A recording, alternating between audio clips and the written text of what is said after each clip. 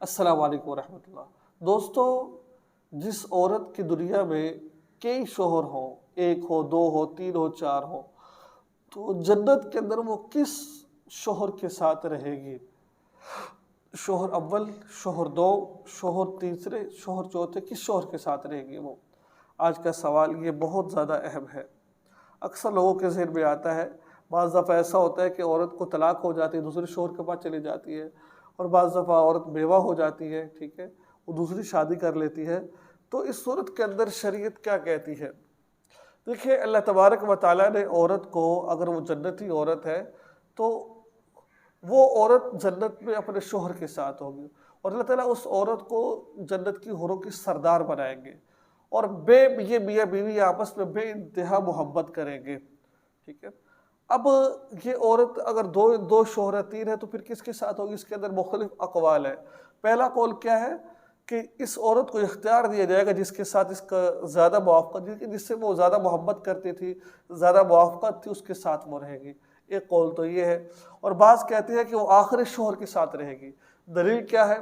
हज़रत अबू दरदा रज़ी अल्लाह अन्हु से मरवी है कि आप सल्लल्लाहु अलैहि वसल्लम ने फरमाया, औरत को इसका आखिरी शोहर मिलेगा, यानी कि इसको आखिरी शोहर मिलेगा जिसके निकाह में वो फौत हुई है, जिसका निकाह के साथ जो उसका आखिरी शोहर है, वो उसके साथ होगा।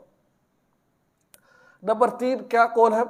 औरत इस शोहर के साथ रहेगी जिसने दुनिया में इसके साथ अच्छे अखलाक के साथ बर्ताव किया हो।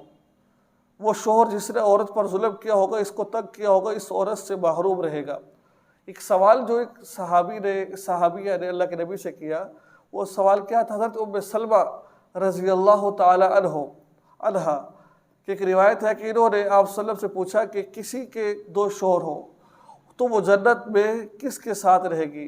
तो आप सल्लल्लाहु अलैहि वसल्लम ने फरमाया कि इसे इख्तियार दिया जाएगा, बस वो इस शोहर को इख्तियार करेगी जिसने दुनिया में इसके साथ अच्छा अखलाक का बर्ताव किया हो, और वही इसका जन्नत में शोहर होगा।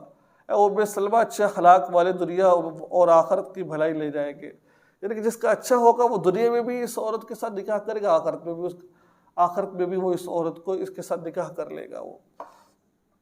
तीसरा कौल क्या है? तीसरा कौल बाज़ हज़रात ये कहते हैं, तत्बीक क्या करते हैं, अगर सब शोहर अखलाक के अंदर बराबर हुए तो फिर वो आखिरी वाले शोहर को मिलेगी, वरना सबको इख्तियार दिया जाएगा, ठीक है। तो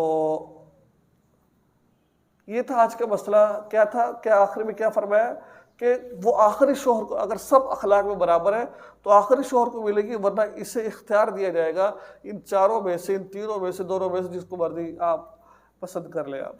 तो ये था आज का इंतहाई अहम सवाल। उम्मीद है कि आपको ये सवाल समझ आ गया होगा, जवाब भी समझ आ गया होगा। दुआ याद रखें। अस्सलामु अलैकुम।